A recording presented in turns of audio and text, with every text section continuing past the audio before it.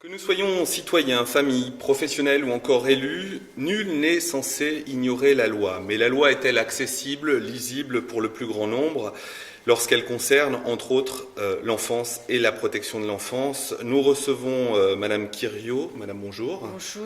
Vous êtes donc directrice générale de la CNAP, une fédération d'associations de protection de l'enfance.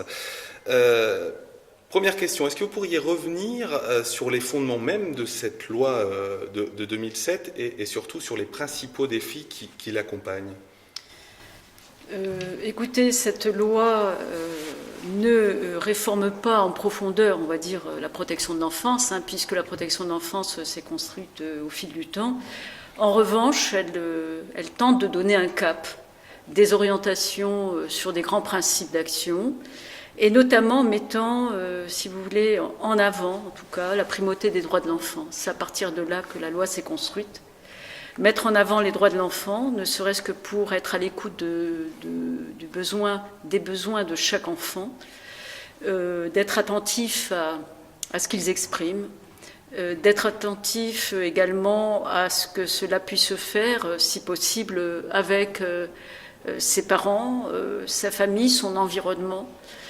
Être respectueuse finalement des droits de l'enfant, mais aussi des droits et de la place et du rôle des parents et de la famille, et faire en sorte que l'enfant aille mieux. Il me semble que ce qui est important de retenir de cette loi, c'est que il y a une double mission, me semble-t-il, aujourd'hui pour la protection de l'enfance, à la fois protéger l'enfant du danger et prévenir tous les risques de danger qui lui seront préjudiciables, donc ce qui explique l'importance, l'enjeu de la prévention, de l'accompagnement des parents, des familles, mais également de prendre soin de l'enfant.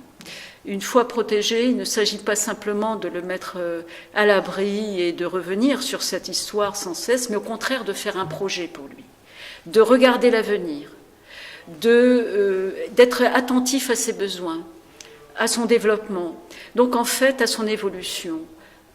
Faire en sorte que ce soit non seulement, bien sûr, un enfant protégé, mais surtout et avant tout un enfant qui, comme tous les autres, aspire à grandir, aspire à devenir, on va dire, un être social, un être pleinement épanoui, un être dont les besoins les plus essentiels soient satisfaits. Il me semble que c'est vraiment un des apports de la loi qui met en avant ce point-là. Il y a bien sûr d'autres apports, et notamment le fait peut-être d'instaurer ce qu'on appelait la subsidiarité. Ça, c'est un point important aussi, mais c'est lié avec ce que je viens de dire. Ça veut dire qu'on va faire en sorte de miser sur un travail, sur un accompagnement des parents, rechercher leur accord pour à la fois protéger l'enfant et sur les modalités de mise en œuvre de sa protection, mais en même temps miser sur cette implication en respectant leur rôle et leur place pour trouver ensemble un dénominateur commun qui soit l'intérêt de l'enfant. Et nous partons du postulat que finalement, les parents ont tout intérêt à ce que l'enfant aille mieux, et l'enfant a tout intérêt à ce que les parents aillent mieux. Et il me semble que c'est cet équilibre-là qui doit être recherché, et que même si ça met en difficulté les professionnels, ça passe sans doute par une réflexion sur les pratiques, sur les manières de faire, sur l'apprentissage finalement des droits, parce qu'on est vraiment à la conjonction des droits. Il ne faut pas mettre ces droits en conflit, mais plutôt en articulation. Et il me semble que c'est sans doute là un des grands enjeux de la loi. C'est comment finalement on peut avancer ensemble, avec les parents, avec l'enfant, avec la famille, avec les professionnels, et avec même tous ceux qui ne le sont pas. Je dirais que ce n'est pas qu'une affaire, au fond, même si ça peut heurter le champ de la protection de l'enfance.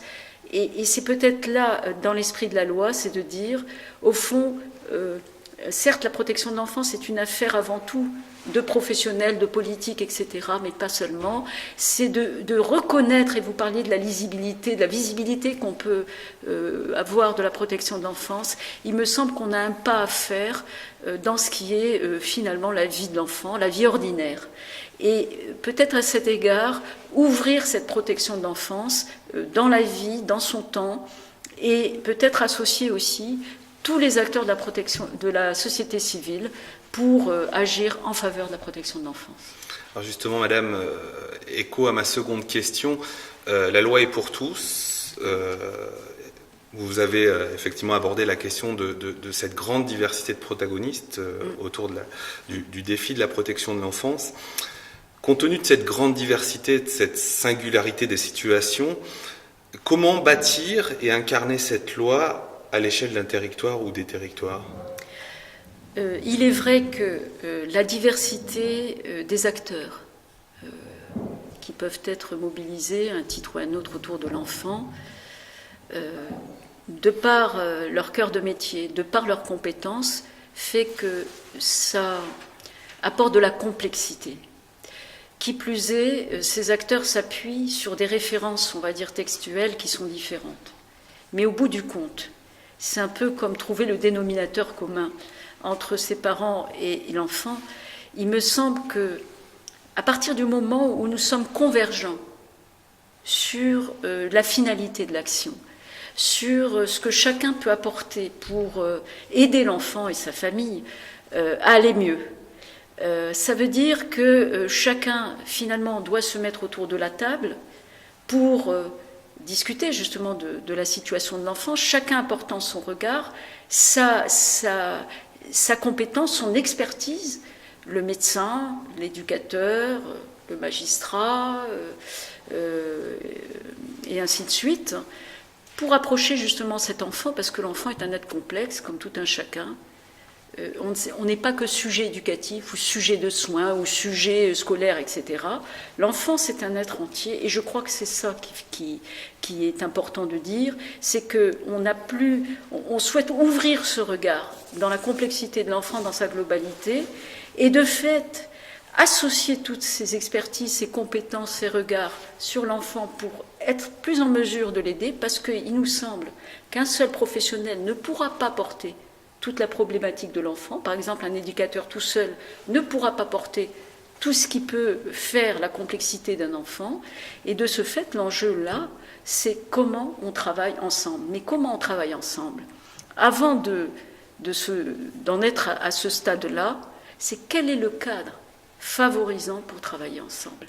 Est-ce que le cadre préparé et construit à un autre niveau, qui est celui justement des acteurs des politiques publiques, qui est celui des responsables associatifs, qui est celui de tous les acteurs qui doivent être amenés à travailler ensemble, comment détermine-t-il ce cadre ? Et il me semble qu'il est absolument impératif qu'on soit très clair sur ce cadre. Quelles sont les finalités d'action ? Quelles sont les missions imparties à chacun ? Comment chacun travaille et comment de ce fait on respecte la place et le rôle de chacun pour pouvoir travailler ensemble. Merci à vous. On aura donc bien compris que le sens et la visée avec et pour l'enfant est au cœur même de cette construction de projet à l'échelle des territoires. Aujourd'hui, à l'heure des profondes mutations sociétales et sociales qui créent une place à part entière pour l'enfant, qui est évolutive à l'heure du numérique, à l'heure des nouveaux modes de communication, de travail, de partage, questionner l'avenir et le devenir de ces enfants au cœur même de tout questionnement de sens politique. On va parler aujourd'hui, tout au long de ces interventions, d'un mot, le mot éthique. J'aimerais savoir quelle résonance personnelle vous pourriez donner à ce mot en matière de politique publique en faveur de l'enfant. Alors, quand on dit éthique, moi, spontanément, je dis que c'est un mot qui arrive très vite lorsqu'on parle des difficultés, de la complexité, des situations, du travail avec les familles. C'est vrai que l'éthique m'apparaît être quelque chose qui est dans les esprits, en tout cas, des professionnels. Ce sont les professionnels qui mettent surtout en avant l'éthique. Mais très vite, je me dis, l'éthique, au fond, est-ce que c'est un atout ? Est-ce que c'est une protection ? Est-ce que c'est pour garantir un certain nombre de principes majeurs sur lesquels il n'y a pas d'entorse possible ? Ou est-ce que l'éthique, quelquefois, peut être aussi un frein à être audacieux, inventer, à oser finalement. Est-ce que l'éthique, quelquefois, ne peut pas justement être un argument pour ne pas faire, pour se retrancher derrière une éthique? Il me semble que peut-être l'éthique, c'est ce qui permet à tous les professionnels, quels qu'ils soient, l'éthique n'est pas le propre d'une catégorie professionnelle ou d'une autre, c'est ce qui va finalement guider le professionnel, déjà lui tout seul, par rapport à son éthique à lui et l'éthique qu'il comprend justement de son domaine d'appartenance, de son champ d'appartenance, pour pouvoir aller de l'avant et pour pouvoir être en cohérence entre ce qu'il porte lui-même de ce qu'il croit au fond, de ses croyances, de ses valeurs, de ses principes, de ce qu'il met en avant par rapport à ce qu'il faut absolument respecter, et en même temps comment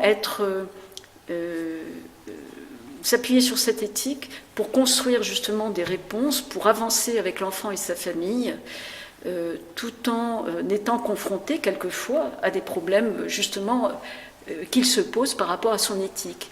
C'est très concret lorsque les professionnels ont le sentiment d'être dévoyés, un peu dans les attentes qu'on a d'eux, dans leur mission, par exemple pour partager des informations, très vite ils mettent en avant l'éthique, et on le voit bien, c'est dès lors que ça les met aussi, eux, en difficulté par rapport à ce qu'ils croient devoir préserver, protéger et vraiment défendre, et ce qu'on leur demande de faire. Bien sûr, c'est toujours en tension par rapport à leur action. Certaines fois, le partage d'informations est nécessaire, par exemple, dans le but de protéger l'enfant. C'est tout simplement une nécessité. Partager avec qui?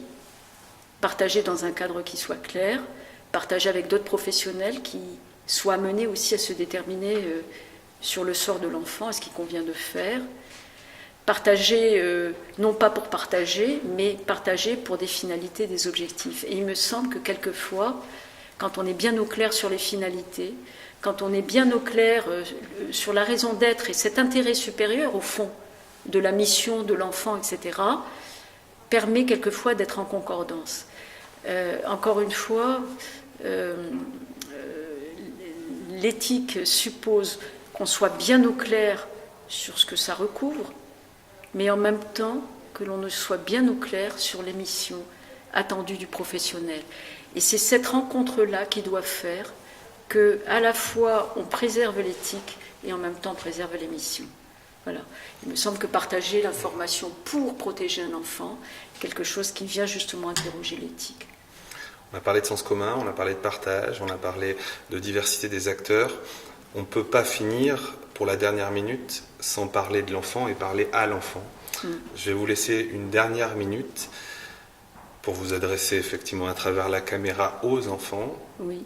La protection de l'enfance partagée avec et pour les enfants, vous diriez quoi?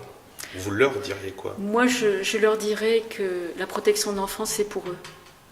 C'est pour les enfants qui ne vont pas bien, qui n'ont pas forcément un cadre de vie qui leur permet de grandir le mieux possible, de s'épanouir pour des raisons diverses. Et donc la protection de l'enfance, c'est ce qui doit leur permettre justement de les aider à des moments difficiles de leur vie, pour faire en sorte qu'ils puissent retrouver un équilibre de vie, des relations qui leur soient beaucoup plus bénéfiques et épanouissantes, qui les protègent. Et il me semble que la protection de l'enfance, ça les concerne, mais surtout c'est un devoir d'adulte envers eux. On a véritablement un devoir envers eux.